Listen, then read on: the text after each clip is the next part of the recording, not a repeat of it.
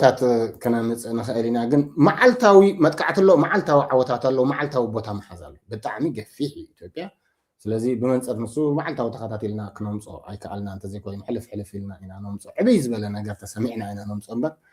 كم كله ما تقعتات بتعمي حيال زخنة وتهدر أو سرحات يخيد محلاوي مالتي سلازي أبها قرنا وي كامنا تي في ار كزي سمعنا 35 ዓመት ጽምብል ማዕተ ነጻነት ኣብጽሕካ ክብል ይፈቱም ህዝቢ ትግራይን መሪሕ ውድብ ሕወሓትን መሰል ዓርሰ ውሳነ ህዝብታት ካብ ዘለዎም ዘይነቐነቕ መትከላዊ እምነት ብምብጋስ ህዝቢ ኤርትራን 30 ዓመታት ዕድልኻ ባዕልኻ ንምውሓስ ንዘካይድካ ቃልሲ ዘለዎም ድጋፍ ክገልጹ ጸኒሖም እዮም ኣብዚ ጽምብል መበል 35 ዓመት ማዕተ ነጻነት ካውን እዚ ቅዋሞም ደጊሞም ከረጋግጹልካ ይፈቱም ህዝቢ ትግራይን ህዝቢ ኤርትራን ነዊሕ ዓመታት ኣብ ዘካይድዎ ፍትሓዊ ቃልሲ ከም ህዝቢ ኣብ ሕማቕነ ጽቡቕን ሓበራዊ ዓወት ዘደጋገፉ ሕዋት ህዝብታት እዮም ህዝቢ ትግራይን መሪሕ ውድብ ሕወሓትን ሕዝውን ምስ ህዝቢ ኤርትራ ኮነ ካልኦት ህዝብታት ኣብ ሰናይ ጉርብትናን ምሕዝነትን ዝተመስረተ ሰላማዊ ርክብን ሓበራዊ ምዕባለን ከጠናኽር ዘለዎ ባህጊ እናገለጸ ህዝቢ ኤርትራውን ነዚ ርክብን ምሕዝነትን ኣብ ምጥንኻር እጃምካ ከም ትዋጻእ ብምትእማን ክብል ገሊጸሎም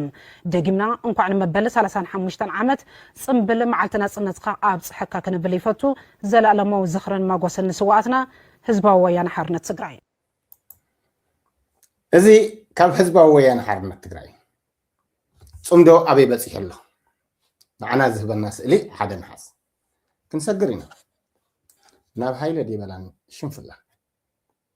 ጸርዮም ኣይጸሪም ኣጋዝያንን መጃሃዲንን ከም መንፊት እንዳጸፍዕኻ እዩ ፈረዘምጹ ስለዚ ግድን ጉቡእና ክንገብር ኣለና ሃይለ ዲበላ ኣባል ጽምዶ ኢሉ ዝኸይድ ሰብ ጽምዶ ማለት ድማ ተኸባቢርካ ምንባር ማለት ጽምዶ ማለት ህዝቢ ኤርትራን መንግስቲ ኤርትራን ሰራዊት ኤርትራን ክብርታት ትግራይ ዘይምትንካፍ ክብርታት ትግራይ ዘይምቁሻሽ ንትግራይ ሓደገኛ ውዳበ ይኹን ሓደገኛ ጎስጓሳት ዘይምግባር ህዝቢ ትግራይ ድማ ኣይኮነንዶ ብደረጃ ኣባላት ጽምዶ ወላ ብማንም እውን እንተኾነ ሓደገኛ ዝኾነ ምንቅስቃሳትን ህዝቢ ኤርትራ ዘይምግባርን ህዝቢ ኤርትራ ብሓፈሻ ህዝቢ ትግራይ ስግኣት ክኸውን የብሉን ህዝቢ ኤርትራ ከዓ ህዝቢ ትግራይ ስግኣት ክኸውን የብሉን ታይዳ ብምድግጋፍ ብምትሕልላይ ብሓባር ምንባር ንዕኡ ዝኸውን ኣብ መሬት ዝንፀፍ ፖለቲካ ንዕኡ ዝኸውን ኣብ መሬት ዝትርጎም ናይ ወለዶ መጻኢ መሪሕ ወይ ራእይ ዝኸውን ዝምድናታት ምምስራት ይጽምዶ ዕላማታቱ ሃይለ ዲበላ ከም ደርሆ መቐመጢኡ እንዳጋዕዘየ ዝኸይድ እእምርኡ ዝሞሽሞሸ ኣተሓሳስብኡ ዝሞተ ብስምዒት ዝተባዕጠ ንዝዘበን ዝኸውን ሓሳባት ዘይብሉ ናይ ምሁራት ደንቆሮ እዩ ሃይለ ዲበላ ጽሩይ ብጽሩይ ኣጋእዝያዊ መንፈስ ዘለዎን ኣብ ናይ ኣጋእዝያን ሓሳብ ዝሰራሰርን ኣጋእዝያን ዝብል እንድሕር ደኣ ሰሚዑ ስዋኣ ከም ዝፈልሐልትላ ኮማሪ ዝሰራሰር ውልቃዊ ሓሳቡ ህዝቢ በዲልካን ህዝቢ ጥሒንካን ከባቢታት ቆሪፅካን ከባቢታት ኣጥፊእካን ሕብረተሰብ ደምሲስካን ኣነ ክብል ዝደሊ ናይ ዘመንዚ እንስሳ እዩ ሃይለ ምሁር እዩ ክትብሎ ዘጸግም ዝርዳእ እዩ ክትብሎ ዘጸግም ብስምዒት ዝተባዕጠ ዝተዛረቦ ዝኸውን ዝመስሎ ካብ ኣብይ ንላዕሊ ናይ ዘመንና እንስሳ እዩ ግደፍ ኢልካዮ ክገድፍ ዘይክእል ተኣረም ኢልካዮ መእረምታ ዘይርድኦ ቅርኒ ዘለዎ ደንቆሮ እዩ ንኺድ ንግሆ ኣብ ምድኡ እንዳምፀ ዘእንግዶ ኣጋእዝያን ስለምንታይ ህዝቢ ትግራይ ኣጋእዝያን ኣቦትኡ እንድሕር ደኣ ዝዕኩኽ ኮይኑ ህዝቢ ትግራይ ኣንጻር መሰልን ህዝብን ልኡላውነትን ኤርትራ ዝንቀሳቐስ ሓይሊ ሓቂፉ ዝሰራሰር እንተ ደኣ ኮይኑ ጽምዶ ኣይክንገብርን ኢና ብዋጋ ሰማዕታትና ዝተረኽበት ዓዲ ብነዊሕ ከርተትን ከቢድ ዋጋን ናይ ሙሉእ ሕብረተሰብ ሕሰምን ዝተኸፍላ ሃገር መቐመጥ ፀፀር እውን ትኹን ዋጋ ዕዳጋ ዝወድቕ ህዝብን ሕብረተሰብን ኣይኮነን በዚ ፀወታ የለ ስለዚ ሃይለ ዲበላ انتاي سلازدلي نغو أغازيان كأدمن بزعبا أغازنا خصومن أدوليس إيرترا دمسيسكان زبهال كلا على الكلو سواء خمس فلحة اللاخو ماريت كسارة سرن زوال نخيد تقراي كورسيت معقل تكون زي شوا قلت بعد معقل نت زود زي ناي أغازيان مرحي أبو أمبر أغازيان أبدأ زعمت زي دلنا ريتو خنا قرب مثلا تقول حساباتنا دي بيها رجازي دلنا ريتو خنا قرب مثلا تقولكمنا بتاع أنا مسكين بحثيرو زي أنا حدنا هاي زي ودي بيها رجازي ناي وبا زبهال متحاوري بعمل متحاوري ناجي درجة زي درجة زي تمسرته تقراي أمول شرحاوي ناي سلس قرنع سنة هالوتيو سنة بكل عين ملك سلس دبره سلس سجم كعا بوليتيكاوي ناس لنا آمن ناي بوليتيكا فتح حزنا أنا قريب نازل لنا أوزول لايك اندا جبرنا خبرات حوات لايك اندا جبرنا انت عايز بلنا زلو بهرج عزماله تخصم معقول زخونه ادليس تارشمو زلو زأمن ودبيو نزدما بوليتيكا يتمفتحلنا بوليتيكا نخمزيهم زمسلو حزب إيرترا نعمتات ستيمو بمقلاس أزيو حيال ودابة بمفتار أفنشو مخريفون تحينون دقيسون عاد تحت أقرام مش تفلقهم بزربا إذا حيشي لهم حبرة سب كبتاتنو نتي والحانتو واقع يقولون لهم تمالي أب قنات هوتيل زبحال أب كالو زبحال مدرى قنات دوخال زبحال واستفل عليه هوتيلاتنا يتقراي عسرت جزيان دا تأكبو كروت مرات يوم واقع يقولون حزب إيرترا زبحال اتتقرنيا حزب طرحيو إيرترا ناي تغاري أنا يا أزيان كمزي يوم تغاريهم زبحال نجوه كفكروا دحر مصنع حزب إيرترا صبق جارو مسدكرمن مسلقطمن حجها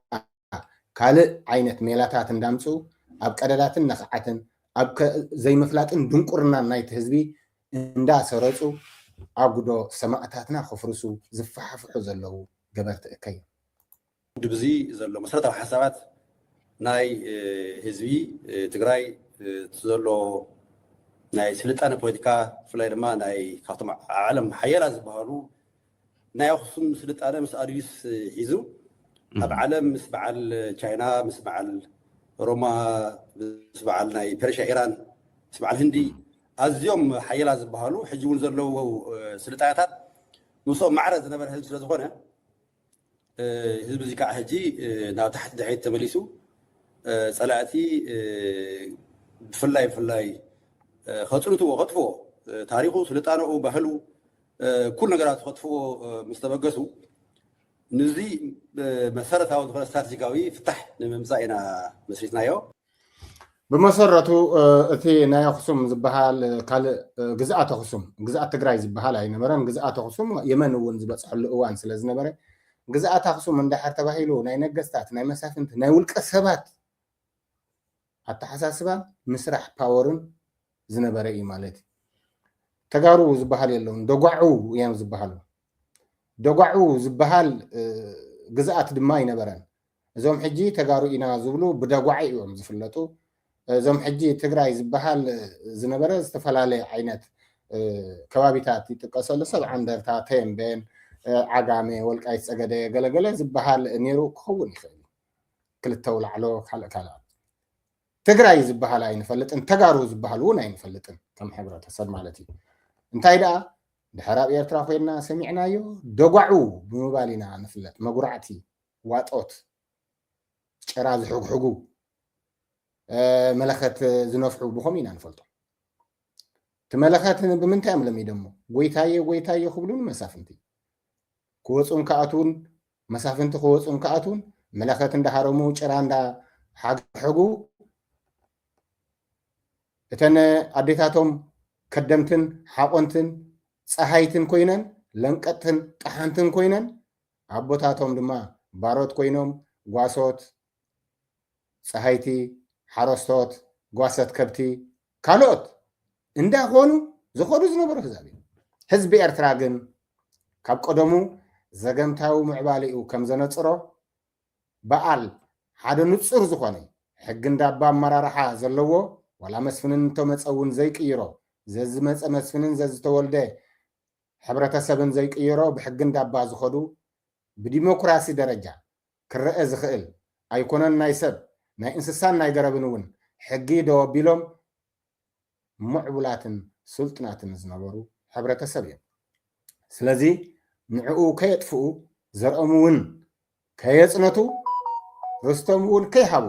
ከም ዘርኢ ተቃሊሶም ዋጋ ከፊሎም ኣብ ደረጃ ዝብፅሖምና ብባህሊ ደረጃ ነንበይንና ኢና ብዘገምታዊ ምዕባለ ደረጃ ነንበይንና ኢና ብኩሉ መንገዲ ንረኸብ ሕብረተሰብ ኣይኮነን ህዝቢ ኤርትራ ሓደ ክቡር ዝኾነ ክልተ ሃይማኖታት ክብርታቱ እየን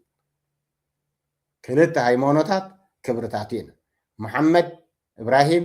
ንዓይ ነርከበ ዝያዳ ይብፅሕካ እዩ እዚ መስጊድ ኣይብሉን እዮም ኣነ ንመሐመድን ኢብራሂምን እዚ ቤተክርስትያን እዚ ዝያዳ ይብፅሕካ እዩ ኣይብሎምን እዮም ኤርትራ ምክንያቱ ክልቲአን ክብርታትና እየን ንዓይን ንኢብራሂምን ማዕረ ዝብፅሓና ክልተ ክቡራትን ምትሕፍፋርን ሕብረተሰብና ዘፅንሕወን ናይ እምነት ክብርታትና እየን እዘን ክልተ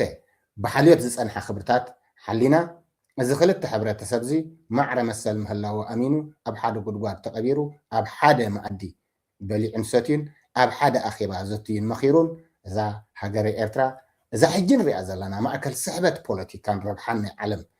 ዝጓየየላ ዘሎ ከፅንሑን ክሰርሑን ዝኽኣሉ ኣዝዮም ምዕቡላት 9 ብሄራት እዮም ስለዚ ኤርትራ ብክልተ ሃይማኖት ትመሓደር ዘይኮነትስ ንክልተ ሃይማኖት ተኸብር ዓዲ ኤርትራ ብህዝቢ ኤርትራ እያ ትመሓደር ኤርትራ ኣዲ ሓደ ኣግኣዚ ዝብልዎ ውላድ ዘይኮነት ኣደ 9 ደቃ ብማዕረ ትሪኦም ብማዕረ ተርብሖም ብማዕረ ተሓቕፎም ሃገር ስለዚ ኤርትራ እንተደኣ ኢልካ ብዛዕባ ደቃ ኢኻ ትዛረብ ብዛዕባ 9 ኤርትራ እንተደኣ ኢልካ ብዛዕባ እምነታታ ኢኻ ትዛረብ ብዛዕባ ክልቲአን ኤርትራ እንድሕር ደኣ ኢልካ ብዛዕባ መሬታ ኢኻ ትዛረብ ብዛዕባ ኣቀማምጣ ፖለቲካዊ ቅርፂ ዘለዎ ናታ ኢኻ ትዛረብ ምስ ህዝቢ ኤርትራ ክትዛረብ እምበኣር ምስዚኦም ኢኻ ትዛረብ ብኣካል ብስራሕ ብግብሪ ስለዚ ካብዚ ወፃኢ ምስ ህዝቢ ኤርትራ ዝኾነ ይኹን ከራኽቦ ዝኽእል ኣነ መጃሃዲን እየ ሃየ ኣስላማይ ከምዝን ከምዝን ክኸውን እዩ ኣብ መስጊድ ተዛረቦ ኣነ ተዋህዶ ወይ ክርስቲያን እየ ሃየ ክርስቲያን ከመሓዲር ከምዝን ከምዝን ክኸውን እዩ ኣይፋል ኪደ ቤተክርስቲያን ካን በይንካ ተዓፂኻ ተዛረቦ ሃይማኖታት ምስ እግዚኣብሔር ዘረኽበካ መንፈሳዊ ስርፀት ዳ እምበር ፖለቲካዊ መግዛእቲ ክዝርግሐሉ ትጥቀመሉ መስራሕ ኣይኮነን ኦርጋናይዝ ኣይኮነን ምስ እግዚኣብሔርካ ክትራኸበሉ እትጥቀመሉ እምነት እዩ መንፈስ ከዓ ስርፀት እዩ መለኮት እዩ ኣብ መሬት ክትርጎም ዝኽእል ወይ ከዓ መሬት ክተስፋሕፍሐሉ ዘለካ ናይ ደቂ ሰባት ዓመፃት ናትካ ረብሓ ክተኻዕብተሉ ትገብረሉ ኦርጋናይዝ ኣይኮነን ውዳበ ኣይኮነን ስለዚ ኤርትራ ብከምዚ መንፅር ኣይትድግፎን ህዝቢ ኤርትራ ኣይድግፎን እምበኣር ሃይለ ዲበላ ኮንደኾን ይፀሪ ኣወሊኖ ኣጃክስ ኣስመራ ገይሩ ፋሕፊሕ ድዩ ለቕሊቑ ከፅርዮ ይኸውን ኢልና ዝተፀበናዮን ዝተፀመምናዮን ንጉሆ እቲ ውሽጡ ዘሎ ሕማም ሕምብሊቕ እንዳበለ ናብ ከባቢና መርዚ ክዘርእ ኢሉ ላዕልን ታሕትን ዝብል ዘሎ ናይዚ ኣብዚ እዋን እዚ ክመሓር ዘይክእል ምሁር ደንቆር እዩ እሶም ተመጋእዝያን ኣብ ሰይጣናዊ ስራሕን ኣብ ሰይጣናዊ ጉዕዞን ኣኺኾምን ዓሲሎምን ውልቀ ረብሐኦም ከረጋግፁ ኢሎም ህዝቢ ካብ ምብፅባፅን ህዝቢ ካብ ምብትታንን ክንረብሕ ኢና ኢሎም ቀዳድዩ ንህዝቢ ትግራይ ከምዚ የጥቁዖ እዩ ከምዚ ክሓስብ 27 ዓመት ዴጋ ዝኾነ ኢንፎርሜሽን ወያነ ሂባ ኣታሊላቶን ሓቢላቶን ስለ ዘላ ናይ መንእሰይ ትግራይ ዘይታሪኽካ ታሪኽካ እዩ ዘይምስሉ ምስልኻ እዩ ዘይንሱ ንስኻ ኢኻ እንዳበሉ ዘዕበድዎ ወለዶ ስለ ዘሎ ነዚ ቀዳድ እዚ ተጠቒምና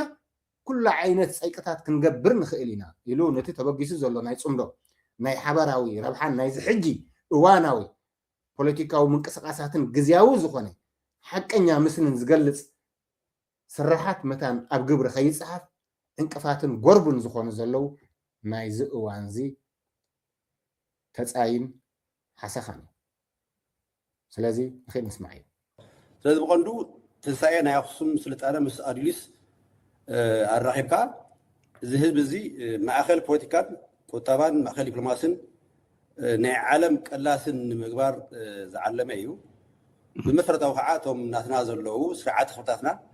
ግእዝ ፊደልና እቲ ናይ ኣክሱም ካብ ዓለም ቅዱስ ቦታ ናይ መላእ ዓለም ዘሎ ናይ ኦርቶዶክስ ሃይማኖት ማእኸል ግእዝ ፊደልና ግእዝ ቅድሚ ሕጂ ተዛሪብና ነርና ኣብ ኩሉ ትፅሕፍዎ ተብልዎ ክቡራት ኣሕዋት ኤርትራውያን ብፍላይ ክትዛረብሉ ክትምግትሉ ዝግባእ እዩ ናይ መን ፊደል ንሕና ብሰንኪ መግዛእቲ ኣብ ርእስና ዘስረፅዎ ኣብ ታሪክና ዝፀይቕዎ ኣብ መሬትና ዝወረርዎ ብዙሕ በደላት ከም ዘሎ ክንፈልጥ ይግባእ እምበር እዚ ግእዝ ኣበይ ተጋኢዙ ቀዳማይ ፊደል ግእዝ ዝበሃል ቀዳማይ ፊደል ጥራሕ እዩ ኩልና ንኣፍልጦና ኳኢብ ሳልስ ራብዕ ሓምስ ሳድስ ሳብዕ ዝበሃል ግን ኣብታ ናይ መጀመርያ ቤተክርስትያን ተሰርሐትላ ዱባ ሩባ ኣባ ሰላማ 18 ዝኾኑ ካህናትን ዲያቆናትን ብምፍራይ ኣናበብቲ ዝመሃዙን ዝገበሩን እምበኣር እዚ ሕጂ ኩርዓት ኤርትራ ዝኾነ መናገሻ ምድረ ባሕሪ ዱባ ሩባ ተሰሪሑ እዚ ሕጂ ንሪኦ ዘለና ገበታ ፊደል እምበኣር ኣብ ኤርትራ ተገይሩ ኣክሱም ይኣነ ካልእ ይኣነ ትግረዋይ ይኣነ ዝብል እዚ ክስራሕ ከሎ እምበኣር ንሳቶም ብምንታይ ይፈልጥዎም ብደጓዑ እዚ ስራሓት ናይ ዱባ ሩባን ናይ ዝሕጂ ኤርትራን ናይ ሽዑ ምድረ ባሕርን ዳኣ እምበር ናይ ደጓዑ ኣይኮነን ስለዚ እዚ መጋእዝያና ዝብሉ ወልፋሳት ታሪኮም ዘይፈልጡ ፈሽፋሻት ፅንዓትን መኸተን ከመይ ጌርካ ከም ዝስራሕ ዘይፈልጡ ብሂማት እቲ ኣቦታትና ብፍልጠቶም ብክእለቶም ብጥበቦም ዝሰርሕዎ ብኸፎም ክዘምቱ ኣብ ዘይናቶም መሬት ከሳፍሑ ብዘይፀግኦምን ሃብቶምን ክረብሑ ኢሎም ዝኸዱ ሱስ ሰዓት ስለ ዝኾኑ ብጀካ ከም መንፊት ምፅፋዕ ካልእ ክብረት ኣይግብኦምን ሃይለ ዲበላ ብኣጃክስ ዘይፀሪ ጋዕጋዕ ስለ ዝኾነ ድማ ምስኦም ምፅፍዑ ኣገዳሲ እዩ ዓቕምን መጠኑን ክፈልጥ ክኽእል ኣለዎ ስለዚ ኣብ ዱባ ሩባ ዝተሰርሐ ፊደላት ግእዝ ንመንን ሕብረተሰብ ዝጥቀምሉ ዘለው እዩ ብሄረ ትግረ ኣብ ኤርትራ ብሄረ ትግርኛን ክልቲኦም ብማዕረ ዝጥቀምሉ እዩ ንኦርቶዶክስ እንድሕር ኮይኑ እዞም ሙስሊም ትግረ ደኣ ክኸስትኑ ብሓይሊ ክግደዱ ድዮም ማለት እዩ ብገዛእ ናይ ኣቦኦም ብገዛእ ናቶም ብገዛእ ክብረቶም እቲ ፊደሎም ፊደል ትግረ እቲ ብሄረ ትግረ እቲ ተቃላሳይ ህዝቢ ሰውራ ፀይሩ ሓድነትን ስጥመትን ብኣገባብ ከም ሕብረተሰብ ከም ፅንዓት ከም መትከል ብግብሪ ዝተርጎመ ጅግና ሕብረተሰብስ ብገዛእ ናቱ ዘሚቶም ናብ ቤተክርስትያን ኣትዮም ንዓዲ ደጓዑ ወሲዶም ናትና ይኽብሉና ከለዉ እንታይ ክንብል ይግባእና እንታይ ክንብል ይግባእና ብደውና ክንውረር ክንዝመት ኣባል ፅምዶይ እንዳተባህለ እንዳቀባጠርካ ዓድና እንዳዘመቱ ክፈቱ ክፀልኡ እኮ እታ ክትከውን ዘለዋ እዛ ውድብ ሓድነት እንታይ ንበላ እዛ ሕጂ ናይ ሕወሓት ሕጂ ትጥረ ዘላ ውዳቤ ከምታ ብኣዋጅ ዝነገረቶ ንናፅነትካ ንድግፍ ብሓባር ንነብር ሕጅብ ዘሎ ፖለቲካ ተናቢብና ንሰርሕ ትብል ክውንነት ናብኣ ንኺድ ፅቡቕ ካብዚ ዝወፅእ ግን ናብዛ ብራኸ እዚኣ ዝበፅሕና ብፅንዓትና ከቢድ ዋጋ ብምኽፋል ከቢድ ዝኾነ ሕማቕ ኣብ ርእሴና ዓለማዊ መጥቃዕቲ ብምፅዋር ስለ ዝመፀና ጥሒናካን ፀፊዕናካን ኣስተኻኺልና ግቡእኻን መልክዕኻን ኣፍሊጥናን እምበር ፈቲኻ ይኮንካን ንህዝቢ ኤርትራ ትቆርቦን ትርሕቆን ካብቲ ውድብ ሓድነት ኣፍሪቃ ፅላል ዝኾነ ውድብ ሕብራት ሃገራት ጽላል ዝኾነ ናይ ኣልጀርስ ውዕልን ፈርማን ሓሊፍካ ንኤርትራ ዝበሃል ምስጓም የለን ዶባትና ብትውዕል መግዛእታዊ ውዕላት ሓሊፉስ ብትናይ ኣልጀርስ ፍርድን ሕግን ዝተነብረሉ እውን ኣኽቢርና ኢና ክልተ ህዝብታት ክልተ ሃገራት ንኹን ክልላት ኩኑ ካልኦት ኩኑ ብደስ በለኩም መልክዕ ወላ ዲፋክቶ ኩኑ ምስ ኤርትራ ትገብርዎ ዝምድና ሕብረተሰባዊ ረብሓኹም ክተጥልልሉ ብትኽእሉ ምንቅስቃስን ፖለቲካን ክሰርሑ ትኽእሉ ታሪክ እንዳወረርካ ዘይንስኻ እንዳመሰልካ ኣብ ኤርትራ ክሰርሖ ትኽእል ዝኾነ ፖለቲካን ወታደራዊ ስራሕት ይብል ብዓብዩ ኣባላት ጽምዶ ክርድእዎ ዘለዎም ከምዚ ዝመሰለ ውዳቤ ኣብ ትግራይ ተሓቁፍ ተደኣ ኮይንካ ልዕላውነት ኤርትራ ዝግህዝ ታሪክ ህዝቢ ኤርትራ ዝምንዝዕ ዘይኮነ ዘዛብዕ بدرجة من قصة قاسم دحردا زت أنا قد كوينو إتي قعزو ناي صمدو درت كهلو أيو كم تزيد اللي كسقوم أي كإلم كل حزب تقرأي كون زبا زلو حكي إزي حقون ملكون كفلت كخيل الله لومي تقرأي انتلنا يبزا حدش ودابن برن دحريت تتماليسنا توم قدم دوقعو إنا خنبل توم ناي قدم جزوعات ناي مسافنتي إنا خنبل اتوم قدم تحنتن لنقتن إنا خنبل اتوم قدم باروتن قواساتي خبتن إنا خنبل ناوين خنبل تقرواي السرح حاولت يلا زحج زلو تقرواي زي سرح حاولت يلا نسرح تاريخ يلا جوزو إني يوهانس زي ما يريتو خزمت سودان متما مسكده 100 شح تجارو حيزي وفيرو كسادوم تقريصهم 100 شح قلبو خوينهم تعريف ملحس تقراي جن كساح الجله زي نسات تمثل اب زي قوي لا تسعسع زي تاريخات تننزل انت يربح حزب تقراي كابز تايز ربح ساتيلو تماخيرو ابدراشو مخيرو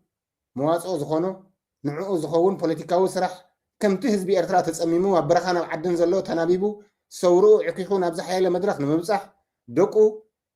حمد تنتصفهم امني تترئيسهم بتقومي كوبدهم اتعشل زخونا نقسنتهم أبرخانا بعتن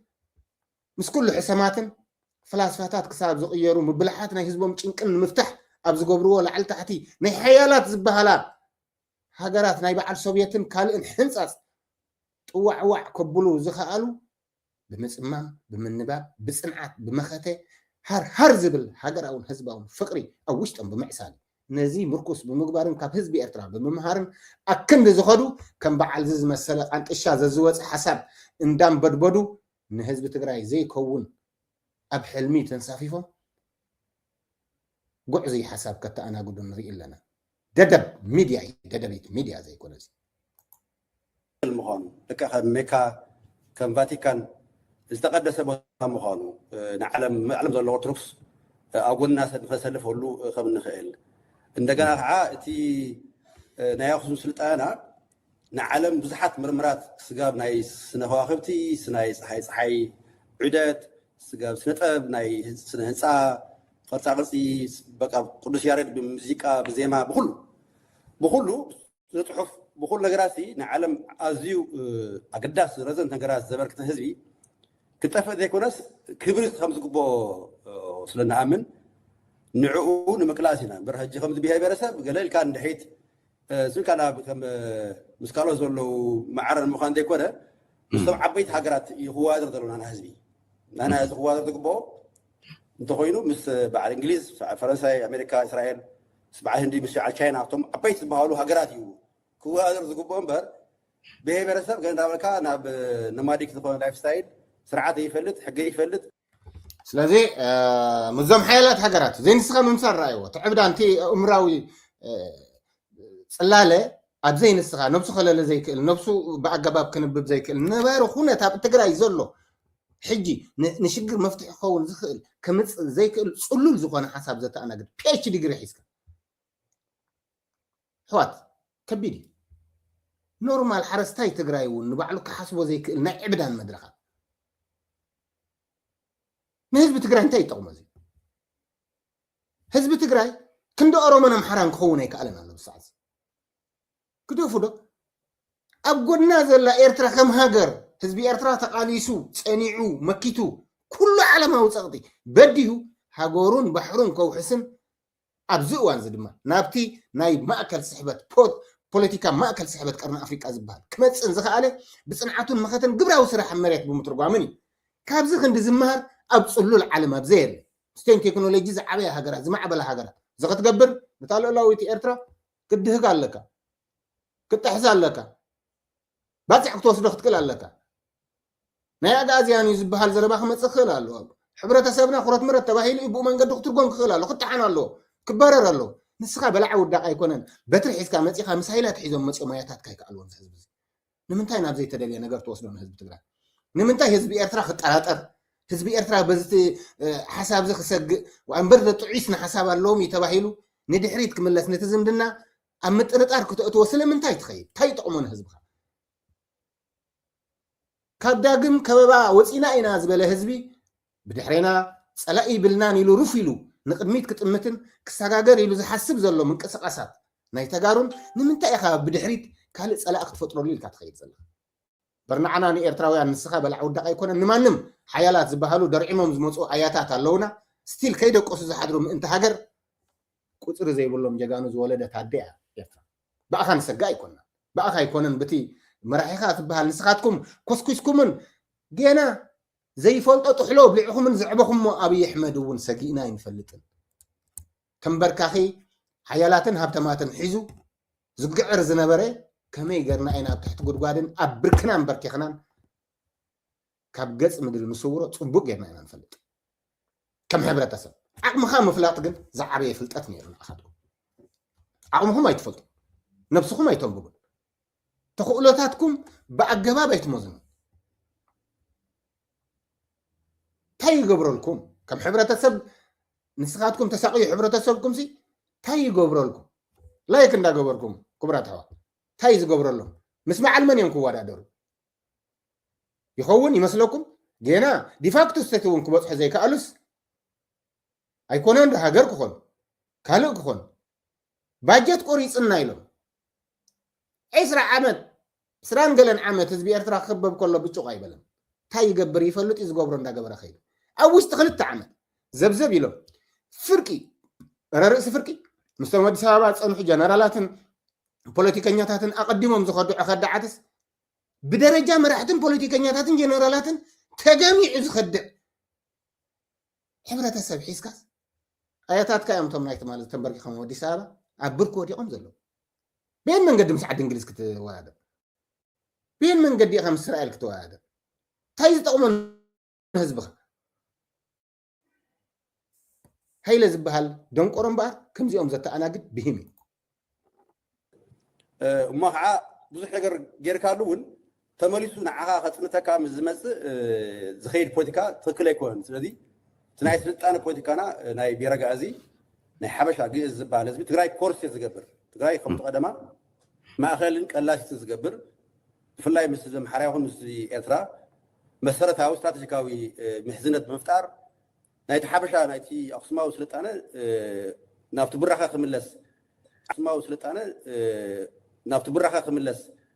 ዓሊሙ ዝተበገሰ ፖለቲካዊ ፓርቲ እዩ ዝርዝሩ ምናልባት ከይነውሓና ኣብቲ ዌብሳይት ወለና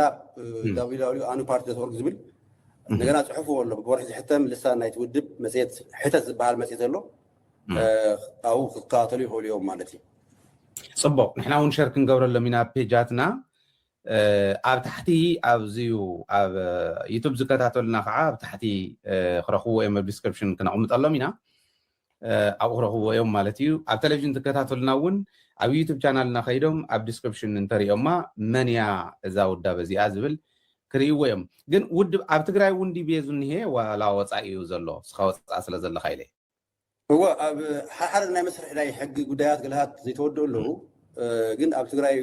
ሰይሰይ ዝብል ሓጎሲ ይፀሮን ህዝቢ ትግራይ ዝብል ሃይለ ዲበላ ኣብዚ ዝንተ ዳ ኢልኩም ቆሪፀ የንበሪ ሓጎሲ ይፀሮን ህዝቢ ትግራይ ናይ ኣክሱም ምዕባለ እንተርእዩ ናይ ኣድልይ ሳድሽሙ እንድሕር መፅኡ ማሕበር ኣጋዚ ዝበሃል እንድሕር በርቲዑ ህዝቢ ትግራይ ሓጎሲ ከም ዘይፀሮ ርድኡ ኢሉ ክምስምስ እዩ ዝብል ናይ ብሓቂ ስዋኣ ዝፈልሐላ ኮማሪት ዝኸውን ማለት እዩ ብጣዕሚ ዝገርም ብጣዕሚ ዝገርም ምስማዕ እዮም ኣነ ከምዛ ዓይነት ድኻ ተሓሳስባ ዘለዎ ፍጥረት ርአን ሰሚዕን ኣይፈልጥን ኩሉ ይንቀሳቀስ ኣብ ኢትዮጵያ ኩሉ ትግራይ ይንቀሳቀስ أمل علموني كاشعاص مرتي قنتي حدا ناي حقاو مسرح بفلاي افتتح زلو حقا منقسي ناي أبي أحمد زبال منقسي حيزو زلو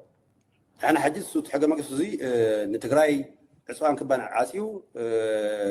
إلا آخر تاغيرو بفلاي أنا تاغيرو كتفو لهم يلو أنا جنوسايد فتم حقا منقسي زغونا إذا حقا منقسي زي نقبولو تقراي كورسيات كتكون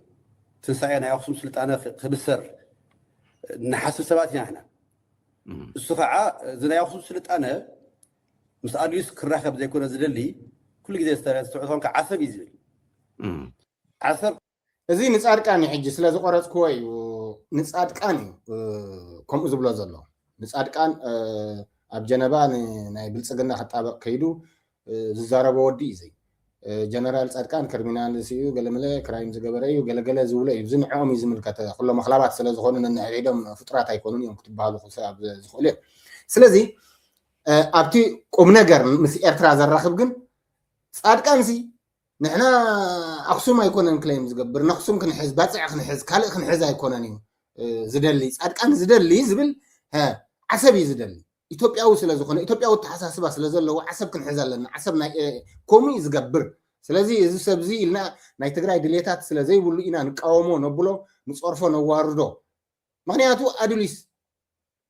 ንሕና ንምዃኑ ከም ህዝቢ ከም ሃገር ክትቋራረሱልና ስቂልና ንሪኢ ሕብረተሰብ ኢና ክሳብ ክንደይቲ ናይ ኢትዮጵያውያን ካብ ዘላምበሳ ክሳብ ሞያለ ዘለኹም ብምሉእኹም ኢትዮጵያውያን እንዲኹም ክሳብ ክንደይ ናይ ኢትዮጵያውያን ድንቁርና ካብ ዘይነበረ عسيلون أخيون حيلون برتعون إتحيال بسلم أفريقيا زبهال زنبر حيلي مستا حيال هاجر سوفيت حبرت دوع زبلة حبرت أساب لومي قويتا بحرون مدرون كوينو حيل أير حيل بحري حيل مدري عزيزو نايبع لي زبلو مسمر دبلوماسي زسرعن أب علم مسل منبرن مسل مموقت الأولان زلوو قرصن زفترن حزبي بين من قد يوم كتشامولو خطقرارصلو ناي قلعه صوتا ختصاوتو إلكم تحسوا إذا قد أزي نمن يقد نحبرتسبكم نمن يطفئ نمن قستاتكم بنصر اتحق زي سلازي نصادق اني عصب زبلسي ادليس زي يبل باصع زي يبل بحفشا ኤርትራ ቆሪጹ عباي تግራይ زي يسرح اغاز ማለት عباي تግራይ ማለት عباي تግራይ ዝبحال حلمي غوسغواس ويانه بزحات ودبات فطيرلا بزحات سبات اسلطينلا بباجت بغلبت بغزي كبيد واغا زخفللا جن زي تعوتو سراي ويانه ابزوان زودقو دخات تحساسبوي حبرتسب زغنص يله كلا حيلتا زدفو يله كابز تحساسب از زي وصه دخات تحساسب از ونن دما جنان حبرتسبون ناب دخنت زودق اكل تحقنسي كنزارو وينات حقي كساب زردو إذا تصمدو بأجابة بحقنيا ترجمو أم مريت متان مسرات كله لكعن ملكعن نايت خناتات كجلس كخلالو كعا مسناخذ سلطان ولا حذر غيورن بأنصارو مسناخذ سلطان خي اللعل أدريس نخصم كي يرخب نيرب حيرب حافظ كي يسرح تنساينا يخصم سلطان بهرغازي نخيب قس نخيل لعل انصارتنا يخصم سلطاني يسرح زلو حسب كل كلسو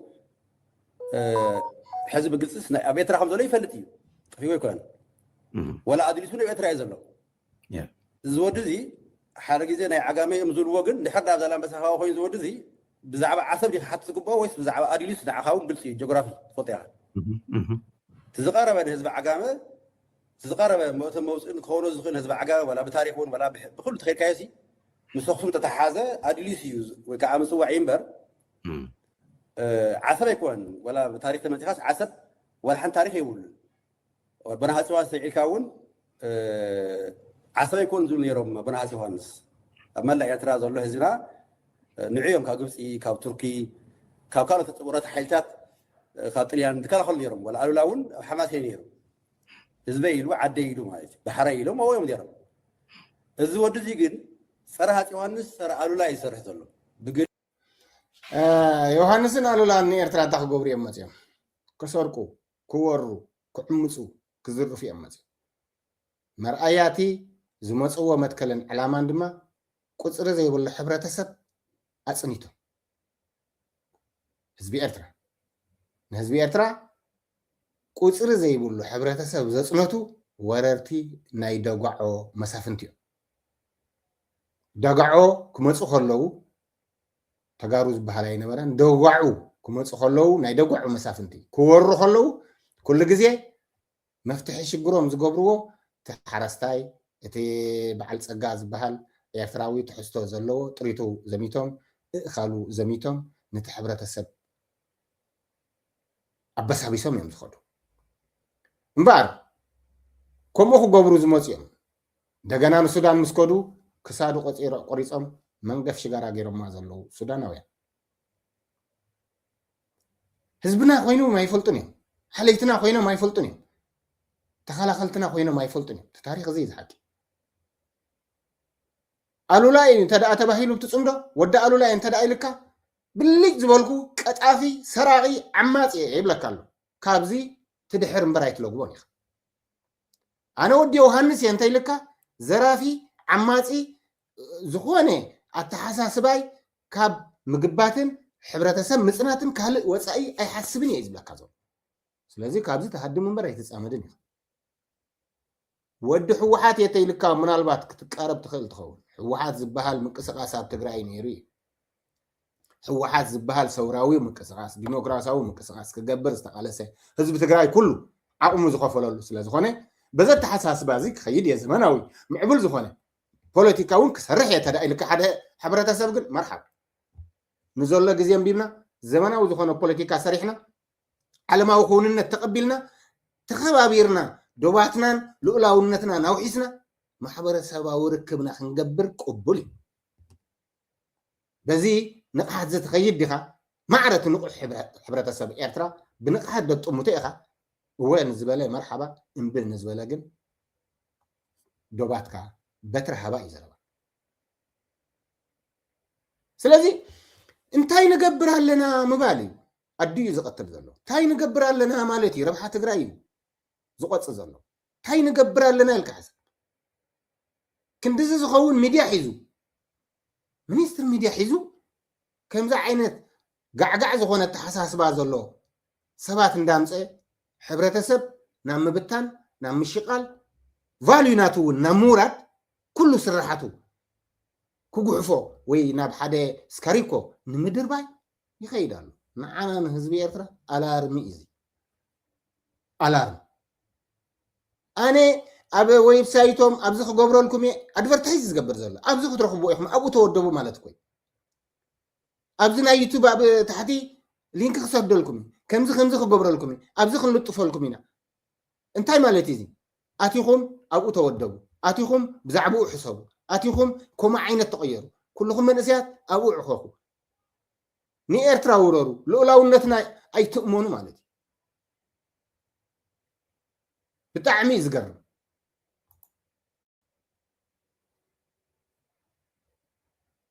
ሉ ንዓቶም ዘንቕ ይመስል ብተግባር ተሪኻዮ ግን ናይ ኣሉላ ተረኽ ዛንታ ናይ ኣሉላ መሬት ግዝኣት ህዝቢ ትመሰረት ዝነበረ ናይ ኣክሱም ምስ ኣርዩስ ክራኸብ ብኡ ናይ ረብሓ ፖለቲካ ክሰርሕ ተንሳኤና ክብሰር ዘይኮነ ዝሰርሕ ዘሎ ንኦሮሞ ዝበሃል ሓይሊ ክጠቅም ነቲ ናይ ኣክሱም ስልጣነ ከይለዓል ምንታይ ንሓሳን ሓዋርን ብኡ ክዕሶ ብዓሰብ ጥራሕ ከፊቱ ንኦሮሞ ዝበሃል ናይ ላቲናዊ ሃገር ክፈጥር ንዕዩ ዝተሓወ ዘሎ እዚ መሰረታዊ ትብሎ ዘለካ ኩልኩም ወላ ብዝተኻትሉ ትርኦ ዘለኩም ፖለቲካ ሓደ ናይ ትግራይ ተቃላሳይ እዩ ዝብል ፃድቃን ናይ ትግራይ ረብሓ ዘገደሱ ኮይኑ ፃድቃን ብዛዕባ ዓሰብ ዘይኮነ ክብል ዘሎ ብቐዳምነት ብዛዕባ ኣድሊት እዩ ብዛዕባ ምፅዋዕ ብኡ እዩ ሓትት ዝግብኦ ብዛላንበሳ ከኣቱ ክወፀለዉ ክብል ዘሎ እምበር ብዛላንበሳ ብኡ ዓፂኻስ ናይ ኣክሱም ስልጣነ ከይለዓል ህዝቢ ኤርትራን ህዝቢ ትግራይን ከይራኸብ ብኡ ዓፂኻስ ብዙይ ብዓሰብ ጌርካ እቶም ኦሮሞ ትሪኦም ኣለካ ስጋ ብራያ ስጋ ብወሉ ናህና ይብሉ ኣለዉ እዚ ሕሰት ዋላ እኳ ዝኾነ ናና እናበሉ ብኡ ገይሮም ብዓሰብ ከወፅሞ ባሕሪ ዘለዋ ዓባይ ኦሮሞ ፈጢሮም ዘይሮም ብቲ መፂኦም ከዓ እንደገና ንዓና ከጥፍና እዩ እቲ ዕላማ ናይ ኦሮሞ ዝገብሮ ዘሎ ምብሎም ኦሮሞ ሊተይኻ ማለት مصفنيا ناي عرب حيلتات كوينهم اللوز بقالو ناي جهارس حيلتات فلاي نتي 100% أورثوكس توهادو ذكون تقرأ حزبي نعو خطنتو تريم لا هذا جوز ولا خصم مسكين صرحنا يقولوا زي بدم زي تي أتحساسبون نايتو دابيهم مسرت ويك أحمرت زأمني يكونن أب حبرهم من بعد أب تقرأي 100% توهدو يبلنا أصلا ما يزبحال يلن يزبلنا زلو أب تلين خيركم رأيوه كما يلم كم زموتين نفلتن أصلا ما يزبحال يلن أبو جبرت ديم ولا خالي إلو متى ما ينفلتن دك أبات هيكونن كالي يزبل السبز مالك سبز يكونن تو دابي إذا ما يندحر تباهيلو بتعمي زخمس مشعو هايلا دي بلا تقعقع حسابو سلازل على وش تقاوس معيتاتو سلاز تنكفو كبورو يزحرم إذا تحساس بازي حجينا بإرتراس سقم أدوليس الزمت مريتنا السلع حبرة سبنا زقردد إذا قمتاو معبالنا زقوحف تاريخنا نجيقننتنا نكنبب زي كل كابو تردي انتاي كم زقبرون زي حسب ما انسساتات اخذ كابي زيادة قن كل ما تنكر ردؤكم كساب زود سقيلنا كم سمعين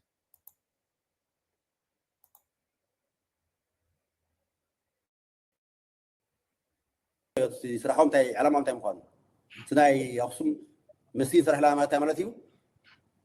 بقى أقسم زلو تاريخه بهلاوي أنت أقول منفسه أقول كله قدس وطنا نحن من الناس تقسم زلو تاريخي تمرز زلو معات سنوات يكون بيت منقسات يكون معات تحاسير قدس وطنا تبهيلو مثلا عايز مرمر تغيرلو نعلم أو زلو حويتا فلتات أو زلو تاريخنا قرصنا بتوريزم يكون بحالي تعاقبوا كنتو قبل روحنا نحن نقعد قبل نمبر مسجد صريحة ناي حديث أخرت حيثات خمدو زقو زلو أب أرسي كريستيان أورثوذكس زلو خونو بلهم يحدوا مولو زوم ناي حديث ناي أورمز بعض حيثات مصايح من صرحوا مالي جينا يودع يا حنتونا لا تم يودع كنزار ولدها تقراي كورسيت مأخل تكون زي شوا غلط بعد مأخل نت زي ميلك يغيروا ميلك أبنا عتوا مسمتو تمأخل بمأخل زنبرة تمنفساوي ناي هيماوت رما أوسمير زنبرة دم راح يرقصم حجيكن ميلك زبال مسمت أنصار جيزي هم تناي تلقانا يغني أحمد أنصار هذا حبشة يعني ميلكون نتنا هنا أنصارنا يرو شيتنا ولا ميت أرثاون كم شيتو بجوتنا يرو شيتنا ولا ميت أرثاون كم شيتو بجوتنا ولا ميت أرثاون كم شيتو شيتنا ولا ميت أرثاون كم شيتو بجوت شيتو نعنا حا بتميت نتقلن كده يقدر ميلك زبال تمام هسالي حجي خا زاوي أحمد بهارون كم يتقبل ذلك